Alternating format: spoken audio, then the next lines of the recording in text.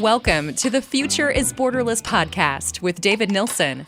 We feature top entrepreneurs and thought leaders from around the world, those who bring a global mindset and a unique perspective to their life and business. Now, let's get started with the show. Hey, David Nilssen here. I am the host of this podcast. You know, I started the Future is Borderless as a way to connect with business leaders from around the world who I believe embrace a borderless mindset where we can exchange ideas, cast new light on innovations, and share best practices, not just in business, but also in a personal sense, ultimately helping us to lead, to grow in a rapidly evolving world. Now, this episode is brought to you by Doxa Talent. Doxa helps businesses to source full-time, highly skilled, dedicated workers from around the world. And as a result, companies can scale faster, increase margin, and improve culture. To learn more about how Doxa can help you leverage borderless talent, go to doxatalent.com. All right, well, today is going to be a really interesting episode. I have Alan Chaffee, the CEO and founder of Turning Point, coming on. He has 25 years of experience in financial accounting, business consulting, company valuations, even corporate restructuring. He's focused his last 2 decades helping companies use financial information to drive operational improvements, manage cash flow, and increase profitability. And as the CEO of Turning Point, Alan has performed CFO duties for over 100 middle market companies with revenues scaling as high as 150 million annually. Now, before that, he held senior executive roles as a chief financial officer, a chief operating officer, and president. And then I'll just note that away from those endeavors, he runs marathons, reads voraciously, and is busy raising 3 kids. So, Alan, welcome to the Future is Borderless. Thank you, David. Glad to be here. All right, well, let's just jump straight in. In reviewing your site, it looks like the team at Turning Point is really focused on 3 core services, and you guys name them as capital advisory, financial advisory, or CFO services, and then talent acquisition. Just to give our listeners a baseline for what it is that you guys are actually doing, can you just share a little bit about each one of those and the outcomes that you're really trying to help each client achieve through each? Yeah, let's start with the CFO Advisory. We are outsourced controllers and outsourced CFOs, focus on a solution. So we're not a body shop. You engage us when you got something in your business, like you want to improve your cash flow, improve your profitability, improve your systems. We come in and do that. The other capital advisory is really our restructuring group. Over 50% of our business comes to us from lenders who have bank lines or debt that's in default, and we help them work that debt out. And the other one is, in both those situations, we often find ourselves with a turned around business that we want to get out of and let them go back to running it themselves. And we help place controllers and CFOs and other executive level roles in those businesses once we're done.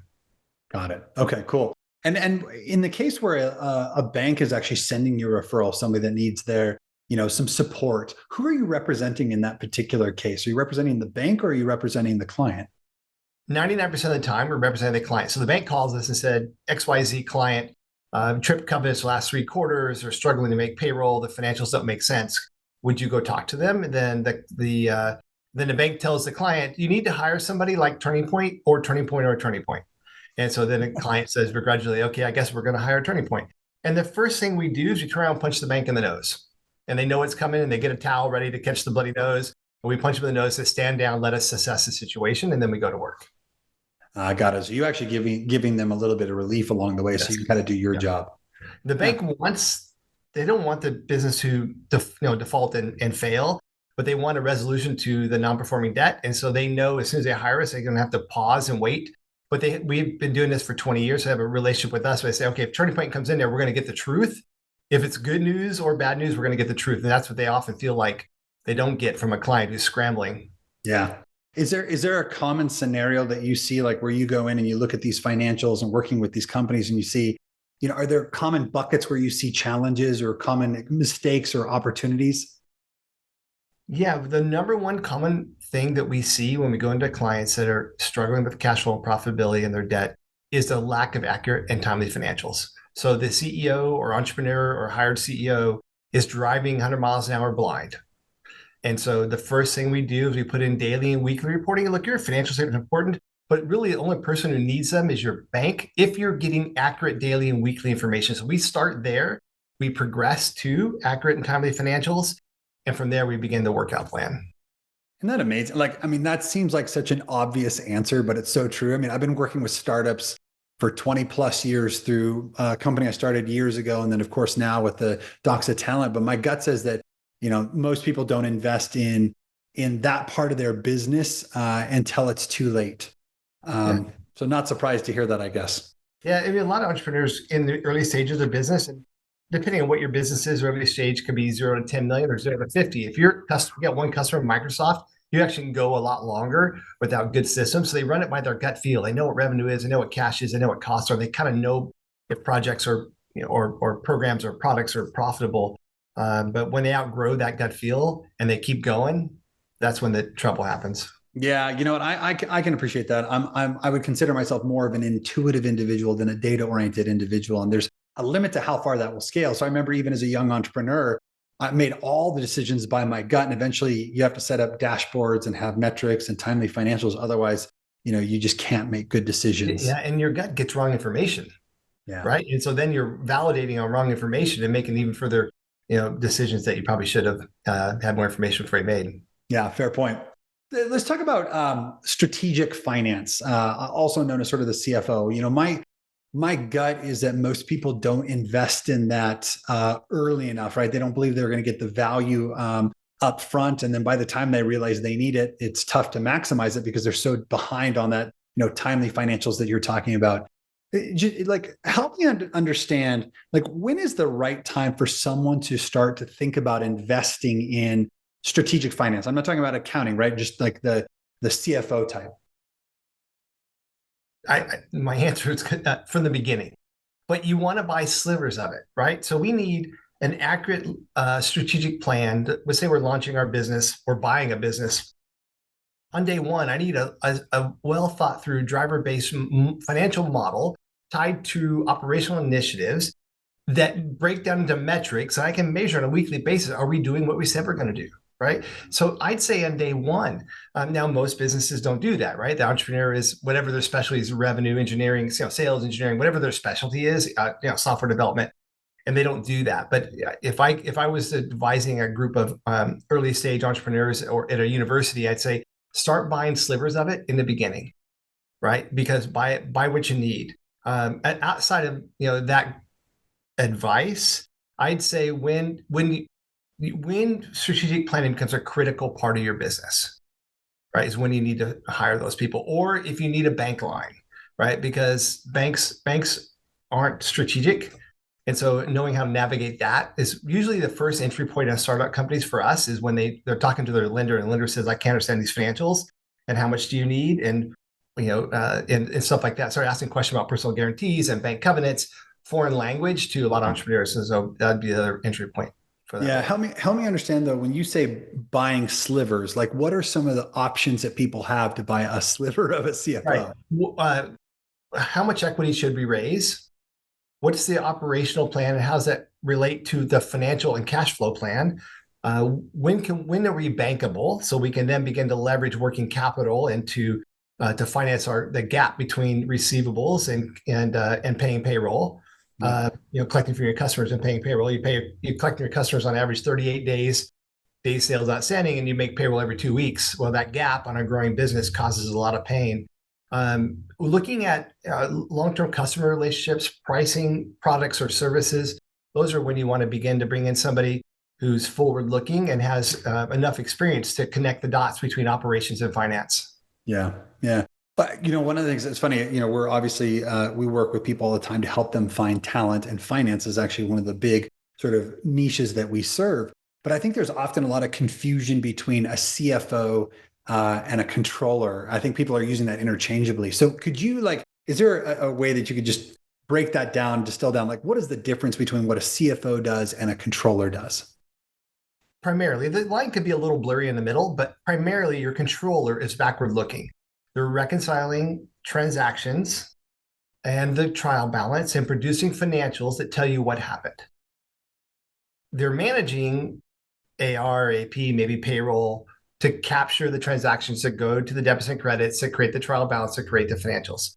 Your CFO is taking those financial statements aligned with the strategy and telling the leadership team, here's what I think is going to happen tomorrow financially. right? That's what you need. You get, and that bridge, that finance, that gap from high individual contributor, controller reconciling the books and make sure transactions are all in and cutoffs are right. And it's according to the gap to looking forward and say, in my crystal ball, it says, here's what's going on microeconomically, macroeconomically. Here's what's going on in our business with our two key customers. Say, okay, here's what this means for tomorrow. That's the CFO. They're telling you where you're going. We call that shaping the future at Turning Point. And your controller is looking backwards, saying, this is where we've been. Have you ever seen a scenario where the controller is able to sort of make that flip from looking backwards and actually starting to step up into the role of CFO and sort of, making that shift? We specialize in that, David. We at Turning Point, one of our core values is we make great CFOs, but it is so painful to watch that transition because the value of a really good controller is accuracy, timeliness, volume of transactions. You watch them, they're flying on the keyboard, booking entries, reconciling Excel. They're always Excel geniuses. And we say, okay, stop that. Now look at those financials, look at the forecast, look what's going on in the industry and in our business in particular, and tell me what's going to happen next quarter. And they have no sense of value. Like, how do I know what's going to happen? I can tell you what happened. So we watch it all the time, and it takes almost a year of an out-of-body experience for them. And then they never want to go back. They never want to go back. The world in which they're buried in transactions to a world which we're sitting with the leadership team projecting or shaping the future of the business. Yeah, it's interesting. It's like a total different shift to go from like precision to reasonable guesses. Yeah, and a lot of people go into accounting because they like the precision of it, right? And one of the things about precision is it's safe, right? I don't have to worry about being wrong because look, these debits and credits added up. Now, maybe somebody entered it wrong and somebody in inventory entered 20 instead of 2 widgets on the floor, but I reconciled to what they entered. It's right from my end. I have to tell you what's going to happen tomorrow, and no matter what I tell you, it's going to be wrong. Yeah. So it feels very unsafe to accountants to project the future. Yeah.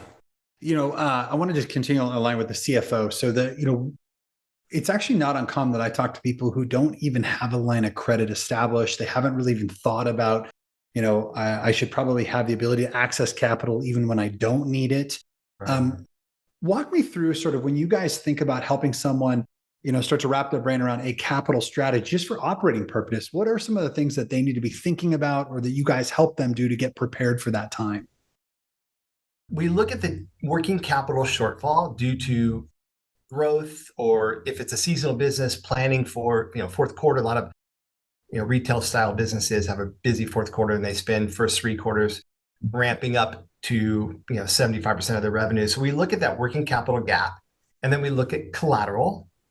So collateral is what the bank will use to underwrite the loan. An example would be 80% of what's called a good accounts receivable. Accounts receivable under 60 days that don't have more than 25% outstanding over 60 days. So inventory, maybe 25% or 50% of inventory up to a cap. So we look at what's available for collateral, what the working capital gap is. Do I need $1 million or $2 million or 500,000? And do I have the cash flow to repay that per the bank's calculation? It's called fixed charge coverage. And so we map those. Say, okay, you're very profitable, so your fixed charge coverage is good. You have $1 million in AR and you have no inventory, service business. We can then get $800,000 in a line of credit for you. How much do you need? Because if it's not enough, then we have to get more creative. If you only need 500,000, then let's borrow 500 because banks charge unused line fee often. So if you can get 8, but you need 5, you're going to pay for that 300,000 you don't need. So let's not do that, right? So that's how we map that. Fascinating to me. So there's one use case that makes total sense. Growing up, my father actually owned a large fresh Christmas tree company. They had international distribution actually. And so I remember they basically used their line of credit to survive for 3 quarters. And then Christmas would come and they'd sell a ton of Christmas trees, pay that back, and basically earn all of their money for that year. So that use case is super simple, one that I can clearly identify. The thing I've always found interesting about the collateral is that if you're really efficient at collecting from your customers, you don't really have a lot of AR that can actually hurt you when it comes to getting a bank loan. There's Have you seen ways that people? Oh, I was just saying, have you seen people overcome that? Yeah. So it's two scenarios I can share with you. If you're making payroll every 2 weeks and your customers pay you on the dime at 30 days, then you still got a 14-day or 15-day gap. So you should look to bankroll that. I've heard entrepreneurs say, well, I don't like banks, so I don't want to borrow. I'll just take it out of my cash flow. My answer is no, you should leverage your assets. It's a better way to grow your business. And we can talk about that. The second one is, this is a big one for e-commerce companies. They get paid on a credit card the minute the order is taken. We have a $60 million e-commerce company, does home goods. They have no AR. Banking them, and they have lots of inventory, $10 million in inventory. Banks don't like inventory because they're not in the process of selling product. They don't want to do that. And in a liquidation, product often goes for 30 cents on the dollar. So very hard to bank them. They're very profitable. They're 60 million in sales. They're growing 25% a year. They have a great customer base, good traffic on their site. Hard to bank them because banks go, well, there's no AR. What do we do? Yeah. Now we're able to find it. There is a growing group of lenders, one's called Republic, who will lean into inventory, but it's still not at 80%. It might be at 50%. Yeah. Yeah. I've known this to be a real challenge, but it's nice to see that there's some other alternatives starting to spring up. And that's where your CFO can say, okay, we need to go out and raise capital or find some other alternative financing means to bridge that gap from 50% to 80% if we're creating sales on AR. Now, normally you would think collecting cash today versus 30 days now would be better, but it's hard to leverage that into a bank line. Yeah. Yeah. It makes total sense. It's funny. We talked about this a little bit, that my business Doxa helps people fill positions from software engineers to sales development, even marketing automation. But what's funny is that when we started this business, I didn't anticipate this, but finance, meaning accounting, bookkeeping, CPAs, AR, those types of roles have become our biggest demand channel, basically. I was a little bit surprised by that. So I guess my question is, why is there such a shortage, or at least such an acute need for that type of talent for these different companies? Why is it so hard to find people that do that? Accounting is you have to learn it, and it takes a long time, right? I don't know, very few people who took accounting in college and said, "Oh, that was intuitive."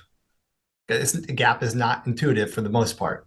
So there's one that is that it's hard to take somebody off the street and put them in a 60-day program and have them be accountants. That's not impossible, but it's hard. I've had people ace the QuickBooks 90-day training program and still can't book a journal entry, right? They don't know what that is. So the bigger issue, and then we talked a little bit about, is the accounting world hasn't done itself any favors. The first thing they did, and I don't know, maybe 20 years ago, they added a 5th year requirement to become a CPA. And a CPA is the standard route to go from auditor to controller to CFO. And so they added a 5th year, which is really ridiculous because it's not an MBA and it does nothing for you, right? So I know it's very frustrating. I have to go to school for another whole year and I get nothing more than a master's in accounting, which doesn't mean anything, right? That's my opinion. Sorry. Some people may think it means a lot if they did it. Don't want to get in trouble. But it's hard. They should have either left it as a 4-year program or moved it to an MBA program, right? Because then it's worth the extra effort.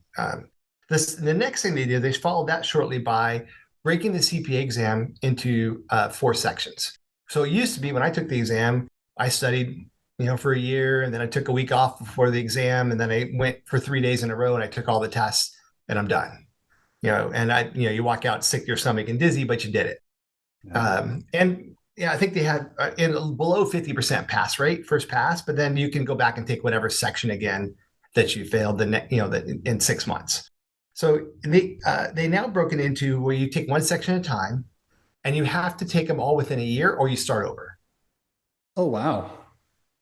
So now that's a big shift. I got to go to school for 5 years. And now I have to, and by the way, in that 5th year, there's no new information. It's the same program, just spread out further. Now I have to study for a year to take all these tests, and I take them one at a time. And you can take them like almost every month. So it's not like before it was twice a year. They've got them in proctoring stations. And so now I got to spend a year taking these tests. And if I get sick or I want to take a vacation and I miss that, I got to start over if I don't get them done in a year, right? So, or at least the first one drops off. Is how it works. So, and then accounting firms have always, because it's 2 years work to get your CPA done, indentured, the big firms, indentured servitude, right? So you don't make much and you work insane amount of hours, tick and tying source documents to transactions. And they don't pay a lot. So now, it's 2015. I'm out of school. I'm coming up on my school, and I got to look another year. And I've got my degree in finance, and Amazon's going to offer me, 1.2x what Deloitte's going to offer me. I have to go to school for another 4 year, and then I have to sit that test. And I don't really want to be an auditor my whole life. I really want to go into business. The choices are predominantly the best and the brightest are moving to Amazon, Microsoft, even smaller middle market companies who are paying more and offering a direct path to leadership. Yeah. Versus 2 years indentured servitude, another year of school, a year of testing, 2 years of indentured servitude, and then I can start my career. So it hasn't done a good job of bringing the best and brightest to it.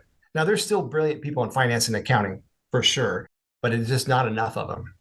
Yeah, there definitely seems to be a shortage. And I think some of the changes you talk about there certainly makes sense why we're starting to see that shift. I remember years ago reading that there were more CPAs that were retiring than actually being certified, right? And so the 5-year shift makes a lot of sense.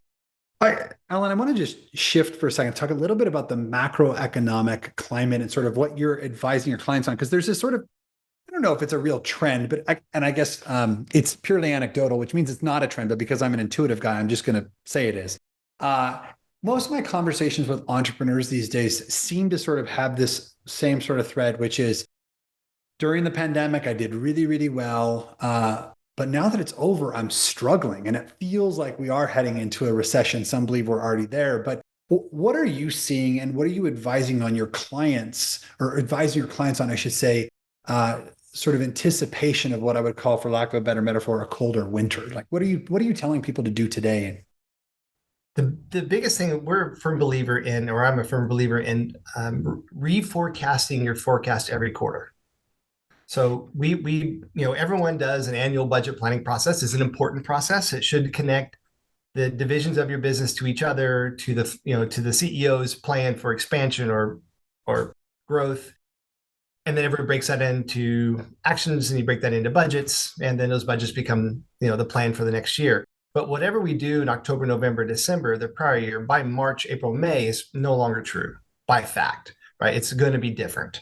I don't know, 20 years ago when I was doing budgeting for a living, I don't know if that was as true then as it is now. We live in such a more dynamic world that we're in. Things are changing all the time so rapidly. So what one is every quarter, a reforecast. And that doesn't have to be a deep dive as your annual budget, but a reforecast. And then constantly be looking, there's a book out there, the Lean Startup. Oh, yeah. So constantly always thinking lean, and tying where you're spending money to the strategic initiatives of the company. Now, again, that makes of course, that's just common sense. But how many people say, well, last year marketing was 1.2 million, so we're going to make it 1.3 this year. And my answer is, wait. What are you spending out on marketing, and why? And what are the initiatives? What do you achieve? What do you hope to get out of that, right? Is it click-throughs or new customers or new, whatever it might be? But really starting almost like the old school zero-based budgeting, which is out the window now. But I think about it like that. Like, we're not going to spend $1 million next year because we spent it this year. What are we going to spend it on? Is it the right amount? And doing that almost every quarter, and coming back to what we were supposed to achieve in that quarter, non-financial goals, and did we get there? Yeah, I love that. I think that's really great. In fact, we'll put this in the show notes. I love the reforecast every quarter, follow the trends, those turn into actions, those build budgets like that. That to me is actually really insightful, because as we go into a recession, the trends change. What we've seen for the last 10 or 11 years, we've been in a bull market cycle. And of course, the pandemic shifted that. But people keep saying, I can't wait till we go back to the norm. I don't know if that even exists anymore. So rebudgeting gives us a chance to sort of learn the business over again. Right. Gets everyone to go back and start with non-financial metrics, connect it to the financial metrics, then look at the financial metrics. Are they the right ones? We had 78 billion clients last month. About 25% are e-commerce. All of them did great during COVID. And so what did they do? Most of them rented new warehouses on an opposite coast to where they're at. They filled them full of product. They couldn't get products. They went from just in time to just in case. And all of them are down 40, 50, 60% right now than over 2021 at the same time frame. And that's an example where if they were, and look, Amazon did it too. Amazon's retracting, Target's dumping inventory, Walmart's dumping inventory. Some of the best logistic companies in the world did the same thing. A lot of our customers did, but that's where if they were doing this in Q1, they would have seen the fall off. And instead of being optimistic, right, what most of them did, they went to spend more marketing dollars. Let's get more customers. Let's get more eyeballs. Let's get more click-throughs. And it didn't work because people left their houses and left their laptop behind. Yeah, that's awesome. It's funny. I do. I know a lot of people that upgraded their office space, spent more on equipment. I love the just in time to just in case. I did see that a lot. I talked about the anecdotal trends that I'm hearing as I've been talking to entrepreneurs, but given that capital advisory is a big part of your business, are you seeing that impact in your own number of referrals coming from lenders, or because rising interest rates means that the cost of carrying of debt is going higher? Are you seeing the same sort of trend from a financial perspective? Yes, we've gotten more weekly referrals right now, 2 or 3 a week from lenders. It hasn't been this busy since 2014. 2010 to 2014, the phone just rang and rang and rang, right? All the loss sharing agreements with all the banks that were failing, all the bad debt was out there. Our phone just rang. We just stopped answering, right? They'd have to find us at the coffee shop. They want us to take their project. And now it's starting again. During the COVID, banks had they didn't have to treat debts that were risk rated. Risk rated means they're in default, but at some level, some minor default could be big default. They have to risk rate them and then work out the recovery plan. That's part of the FDIC's rules, right? During 12/31/2020 and 12/31/2021, up until then, they didn't have to do anything. They wanted you to look at them as a lender. They wanted you to risk rate them, but they didn't require you to do a TDR, or a total debt restructuring, which is what they're supposed to do. So and then of course, nobody really had any issues because they got PPP1, PPP2, ERC, Main Street, EIDL. EIDL went from 250 to 250 to 500 to 2 million, right? And so they just flush with cash, but that cash is gone. Banks can't pass anymore. And so they're all right now scrubbing their balance sheets, looking at their borrowers and wondering how we work ourselves out of this. Yeah, I think that's right. I think so much stimulus was available that it sort of buried a lot of operational sort of inefficiencies and even risk at that time. So this is a statistic I made up, and I don't know that it's factual, but I generally think about 30% of businesses aren't fiscally sound. That's just my experience with 25 years of doing restructure work. And so that didn't change during the pandemic. It's got masked over with all this cash flow. So that cash flow is all back out to sea. Those companies are still there, and there's no more money for them. Yeah. Be interesting to see what comes, but I think I love the reforecast every quarter, and I think what you were saying is to stay away from just in case, but actually go back to just in time, right? Yeah. Let's talk about you personally. I'm just curious, how have you evolved as a business person over the last, call it 3 to 5 years? I mean, all of us are trying to learn and grow, but how have you sort of shifted your leadership style as the world continues to shift? Well, thank you for asking that question. As you know, it's a leading question, because that I've changed tremendously. I appreciate the opportunity to talk about that. For 18 years that I ran this business, I ran it as chief consultant to my clients with a handful of really cool people working for me, doing great projects. Even though we're CFOs, we're almost always restructuring CFOs in that time frame. And so I got to choose who my clients were and choose the 10 or 11 staff I had around me. And it was a wild ride, and I learned a lot. But I never grew the business, and it was always cash strapped, because however much money I took home, I spent that. So we needed more. And so I had at the end of 2018, the best staff I'd ever had.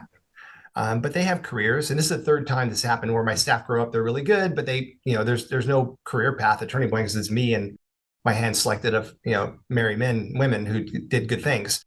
So we decided to grow the business. So I stopped being consultant to my clients. Started running my own company for the first time. And as David knows, I talked about doing that for 17 of those 18 years that I didn't do it. But I started doing it, and it's been miraculous. We're at 36 people today. They're all fantastic. I don't do any direct client work. I manage my team. I actually have one-on-ones with them. I do things like CEOs are supposed to do. We actually do our own planning session we never did before, because why bother with the budget? It's just me. It's really worked out well. Today we have 5 owners in the business. I was the only owner for 18 years, and they're all awesome, and the business is growing, and our reputation is growing. It's been life changing for me personally to watch this happen.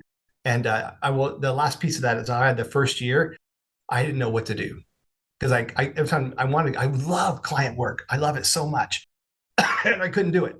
And I didn't really know what I was supposed to do with all these people now we were hiring. So I didn't do anything with them either. So I sat in my office and watched my hands. It's like, well, okay, now, but today it's, I'll never go back to what we were doing. And it's been pure fun and exhilarating to watch the practice grow.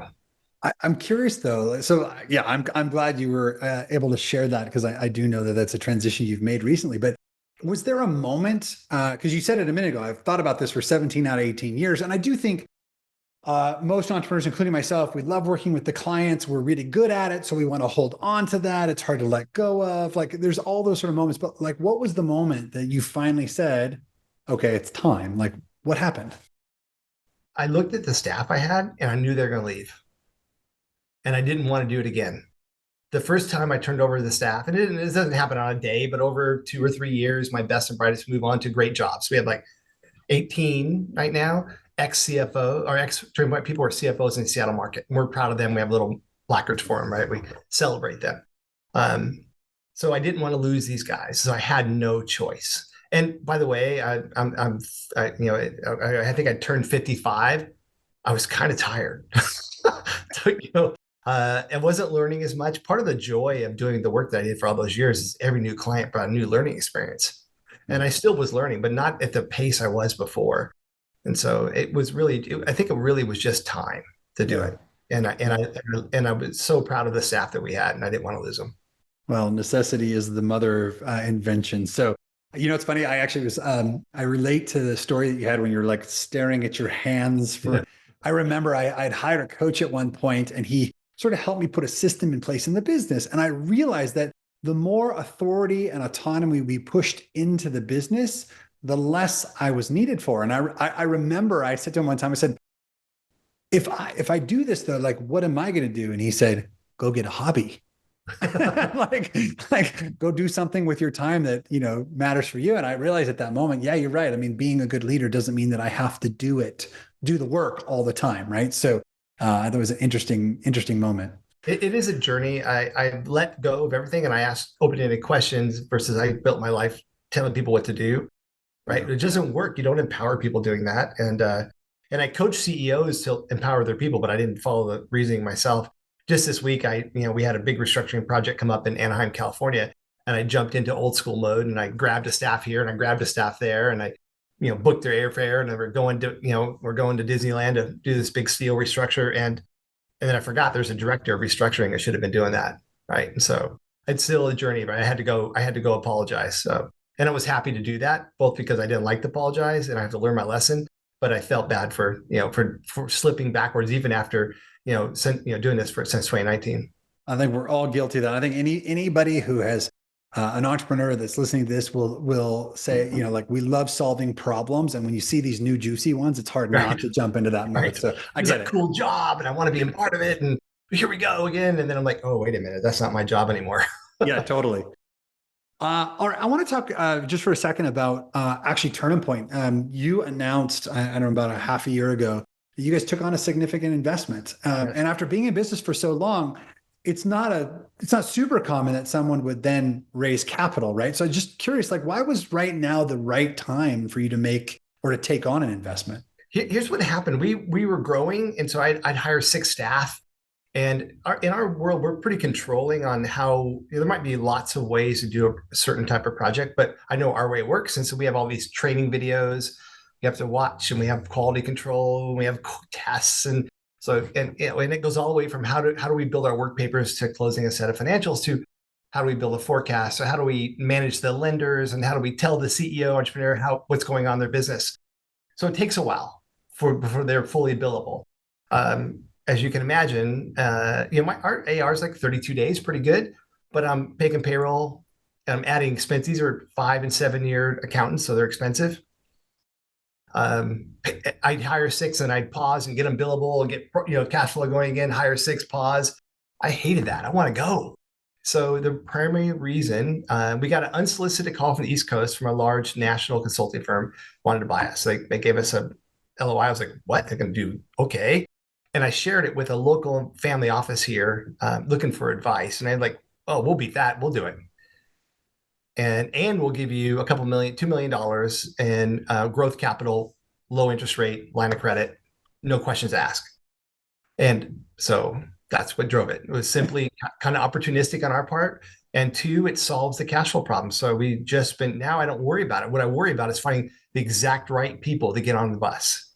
Right. Before I like, oh, that's a really good person, but I can't hire them until 3 months from now. Now I can just hire them. Now you can just hire them, but you want to make sure you get the right people. Right. Yeah. Super cool. Well, I know we're getting towards the end of the show here. I guess last question for you is really just, what are you most excited about today? Like what's driving you at this point? Actually playing real CEO. After coaching CEOs for 20 years, I get to do it myself. I'm super excited every day. I just released a newsletter out, but I used to, when we come into restructuring companies, here's what I would do. Like we would assess the situation, and I'd say, and somebody'd say to me, well, CEO would say, we have this great culture here. And I would swear, like use 4-letter words. Who cares about culture when you can't make payroll? Slit their necks, pitch them out the window. Let's go. We got to cut costs. We got to find new customers. We got to punch the bank in the nose. We got to do all these things, right? I couldn't have been more wrong. When we go into a restructure now, the first thing I say is don't forget about culture. Let's make sure that the people in that company have a common set of aligned core values before we start to go in there and do our craft, to practice our craft, right? Whatever that might be. And so today, running Turning Point and having this great culture that we have is the number one thing that gets me up every day. Love it. Well, let's leave it there. We've been talking to Alan Chaffee, the CEO of Turning Point Strategic Advisors. Alan, where can people learn more about what you do? turning-point.com. Turning-point.com. We'll put that in the show notes. Alan, thanks for being on the show. David, thank you for having me. It was great fun. Talk to you soon. Thank you for listening to the Future is Borderless podcast with David Nilssen. Be sure to click subscribe to future episodes so you can hear from more top entrepreneurs and thought leaders. And we'll see you again next time.